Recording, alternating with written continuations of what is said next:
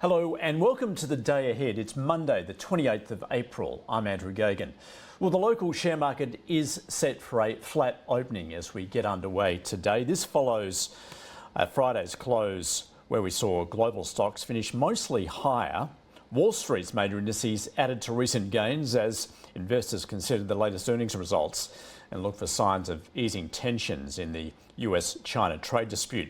The small cap Russell 2000 enjoyed its largest weekly percentage gains since November.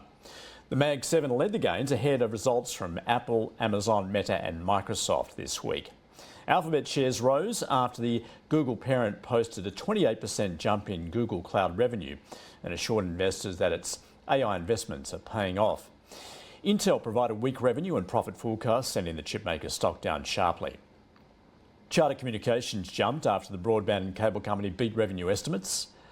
Oil refiner Phillips 66 reported a larger than expected first quarter loss on lower refining margins, while oilfield services provider LSB warned of lower spending by oil producers and tariff impacts after missing its first quarter profit estimates.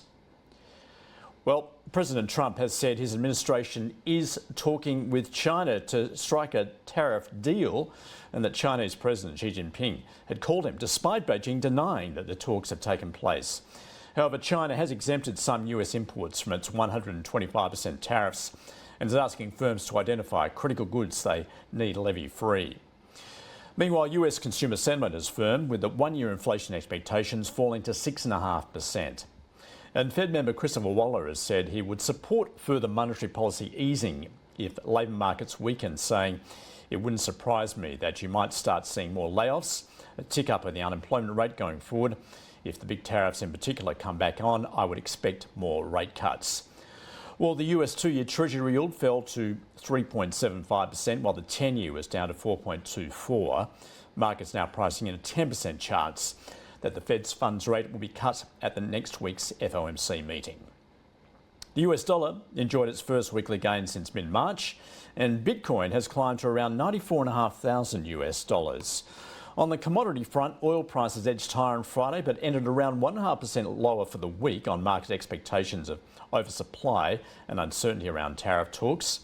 Brent crude futures at $66 a barrel. Copper was slightly weaker. Iron ore at $99 a tonne, and the prospects of easing trade tensions saw the gold price further fall. US gold futures 1.5% lower at $3,298 an ounce.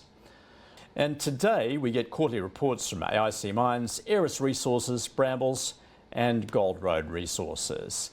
And that is your day ahead. We'll see you again tomorrow.